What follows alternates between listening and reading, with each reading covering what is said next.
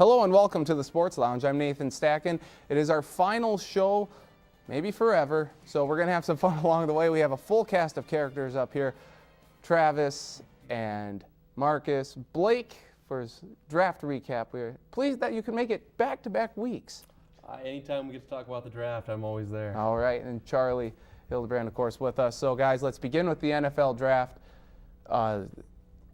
What can we say? It was a bit of a surprise. I think that one of the most surprising picks we could all agree on. Christian Ponder going 12 to the Minnesota Vikings, the quarterback from Florida State. I don't even think, Blake, you had him going in the first round, did you?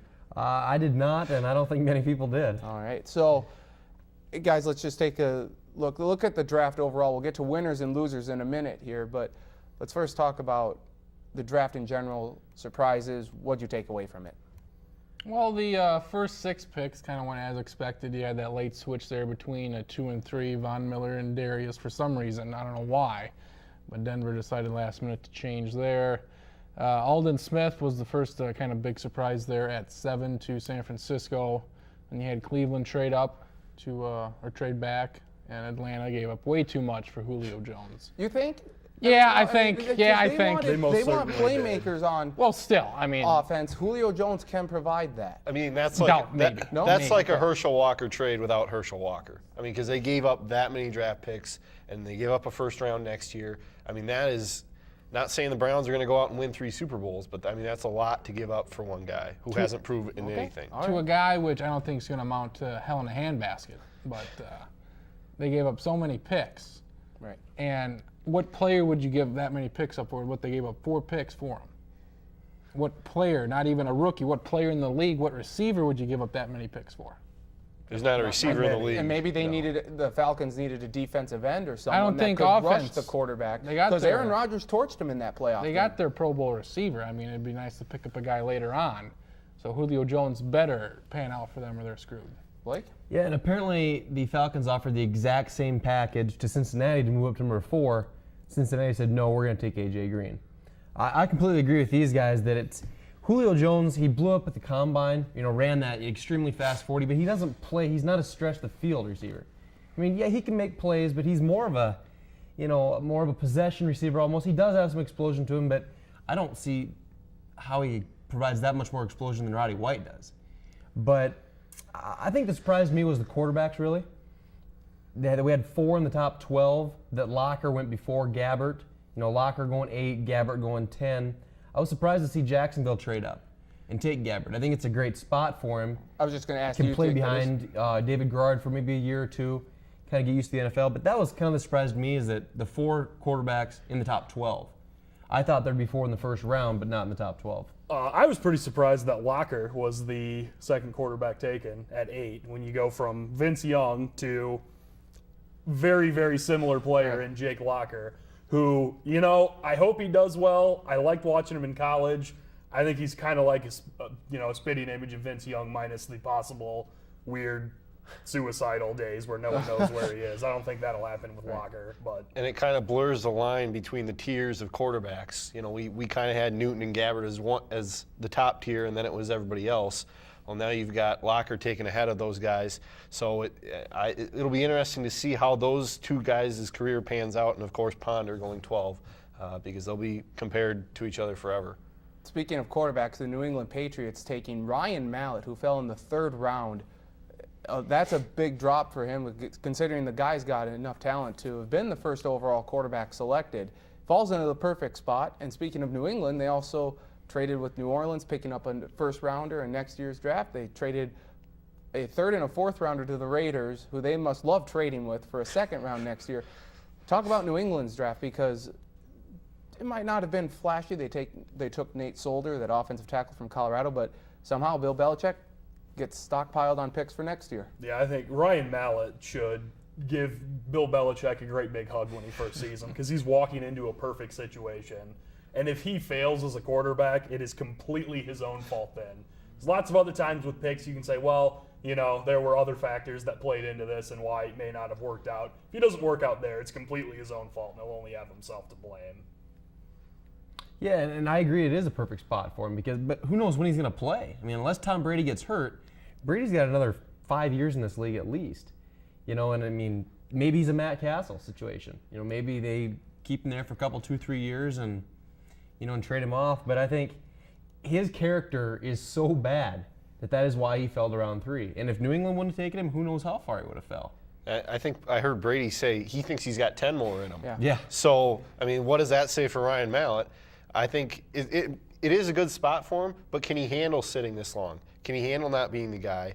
I think that's something to question because we know he has the talent. That's something that has been proven, but I think, you know, he could get pretty restless waiting behind Tom Brady. Doesn't this seem like a move made by the Green Bay Packers or the Indianapolis Colts when all those years when Brett Favre was there and you never expected him to miss a game and they draft a quarterback just to have in case? And same thing with Jim Sorgi for the Colts, and now they have Curtis Painter.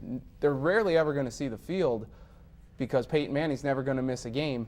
Is this the same situation? Do you think that? I mean, Brady's highly unlikely he's going to miss a game. Highly unlikely. He did miss that one season, so if that were to happen, Mallett would get his chance. I think Mallett will be the best quarterback to come out of the draft, whether it's at New England in 5 years or wherever he goes when Minnesota gives up a couple first-rounders in 2015 to get him. I think Mallett, as we've said, perfect situation. And, you know, Brady, he could get hurt. He's, you know, that 1 year did knock him out, so it's not impossible. All right. Anything else you guys took away from the draft? Anything? Round 1 through 7. It can be any round. I guess I was surprised by really some big names that fell. You know, I mean, we had guys that were undrafted, like Virgil Green went to round 7, but the medical concerns. You know, you had Virgil Green, Derek Locke, a guy that could have been like a 4th rounder. He goes undrafted. Really just, when we talk about every year that there's guys that you think maybe are 2nd round prospects, all of a sudden they're getting taken in round 6. So it just goes to show you that nobody really knows where people are going to be projected. That Mark Herzlich, the linebacker from Boston College, went undrafted. Exactly. And on that note, we go from Bowers being the top overall pick in the draft 2 months ago to falling to the middle of the 2nd round to Tampa Bay. So apparently his knee's worse than anybody thought in the first place. Pat Devlin from Delaware, the next Joe Flacco, apparently just dropping completely off the face of the earth. Washington, they didn't take a quarterback. Buffalo? Arizona didn't. Teams that need quarterbacks, 7th round pick. Just take a guy. See what happens. John Skelton's the guy apparently then. John Skelton, no. I'm sorry. As a backup, maybe. Not as your, not, no. The next thing to watch is when does free agency actually open? Because there's going to be some quarterbacks, you know, Kevin Cobb, Matt Hasselbeck, Kyle Orton possibly, Mark Bulger. Where do these guys all end up? Teams that didn't take a quarterback. As we wrap up this portion of our draft talk, what do you think the effect of the NFL now going back into a lockout, which overshadowed a little bit of draft weekend, what do you think that has, or how big of an effect does that have on the undrafted rookie free agents? Huge. Yeah. I mean, it hurts because instead of getting into minicamp this weekend, they're not going to be doing anything with a team. So, you know, you take guys who get undrafted who might have a chance to work out with somebody, they're not going to have that opportunity, and that just puts them further behind when the season does start or training camp does start. Now all of a sudden those veterans have somewhat of an advantage because they know who they're playing for. So I think that hurts players who go undrafted or players who, you know, get drafted in the 5th round and don't get the playbook, and now they're behind. Yeah, I agree with Marcus. I mean, you could have a lot of guys that could have made a roster, been solid NFL contributors that'll just slip through the cracks and maybe not ever play because of this, which is really too bad. I don't think it's that big of a deal yet. They're supposed to make a ruling this week. Now, if the ruling goes in favor of the players, there's talk that undrafted free agents could sign Thursday or Friday of this week. If it goes with the owners, then it's an awful situation for free agents, undrafted free agents, you name it. It could get ugly. All right. That does it for this first portion of the NFL draft. When we come back, we will be discussing the winners and losers from the NFL draft weekend.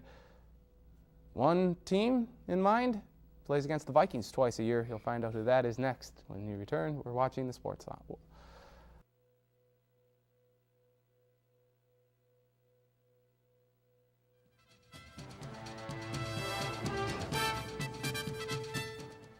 Welcome back to the Sports Lounge. We are going to continue our NFL draft talk by going over who we think are some of the winners and losers from the draft weekend. Travis, I will begin with you. Give me one draft winner and one draft loser. I will stay away from Detroit since everybody loves Detroit. I love Detroit. The running back and fairly dropping. I'll give an incomplete to the Minnesota Vikings since I want to talk about that. Christian Ponder, kind of a what the F was that? Kind of a really? That's who you're going with here at 12. Kyle Rudolph, not a need at tight end, but It is a need. no, because Shanko's there now. I mean, you could re-sign him, but apparently they will not. If you're going to use a second-round pick and pick the best tight end and the first tight end taken, you're not going to re-sign the guy who you already have. And so he'll probably leave after the end of next year, see how he pans out. Christian Ballard, the defensive tackle from Iowa, he dropped due to some drug issues.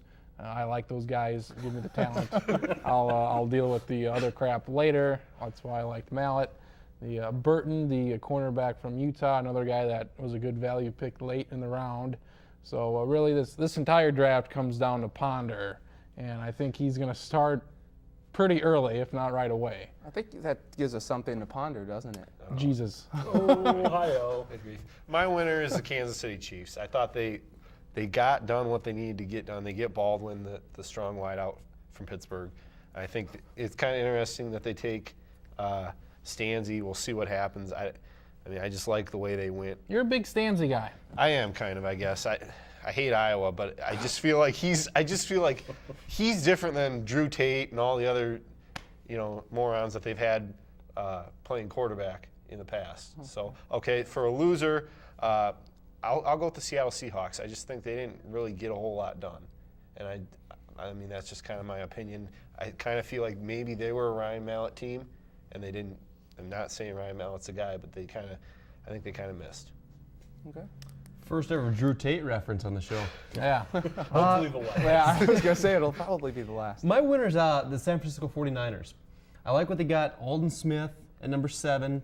I think that guy's going to be a really good outside linebacker for him. Take Colin Kaepernick in round 2. This guy's really raw. I mean, you cannot expect him to play in year 1, possibly even year 2, but he goes to a guy, Jim Harbaugh. If anybody's going to be able to mold this guy, it's Harbaugh. And I think they're going to re-sign Alex Smith there. Whether that's a good or bad decision, he's a consistent veteran. Give Kaepernick a little time to grow a little bit. And then they got Kendall Hunter, running back out of Oklahoma State in round 3, which I think is a great compliment to Frank Gore and Anthony Dixon there. My loser is the New England Patriots. I told you going in, I was not a Nate Soldier fan at all. Right. I don't see it. He's a good athlete, but he's just not strong. And they take him at 18. I think you had Costanzo, you had Karimi on the board at that point. And they took Shane Vereen in round 2. I thought it was kind of a reach when you had LaShore, Daniel Thomas still on the board. And really just none of their picks, Rossai Dowling at number 33, just none of the picks really wowed me much. And I just thought, it was just an okay draft, really. When they had a chance to do a lot with a lot of picks. Right. For my winner, I will go with the New Orleans Saints. Getting Cameron Jordan, defensive end, help him shore up that defense a little bit. Getting Mark Ingram, who's going to fit in perfectly with the Saints. They finally have a guy who can pound it again. He's going to be Drew Brees' best friend in the backfield. Get the linebacker out of Illinois, I believe it was Martez Wilson. Good player. I think he's going to help him out. And I think the Saints are going to be good again for a while. For my loser, I will go with the Oakland Raiders. Didn't even have a first-round pick. That's strike 1 and 2 right there. Taking the, I'm blanking on his name, the track corner from Miami. About 3 rounds too early, like they always do. But they got the fastest guy available, so that's a win for Al Davis.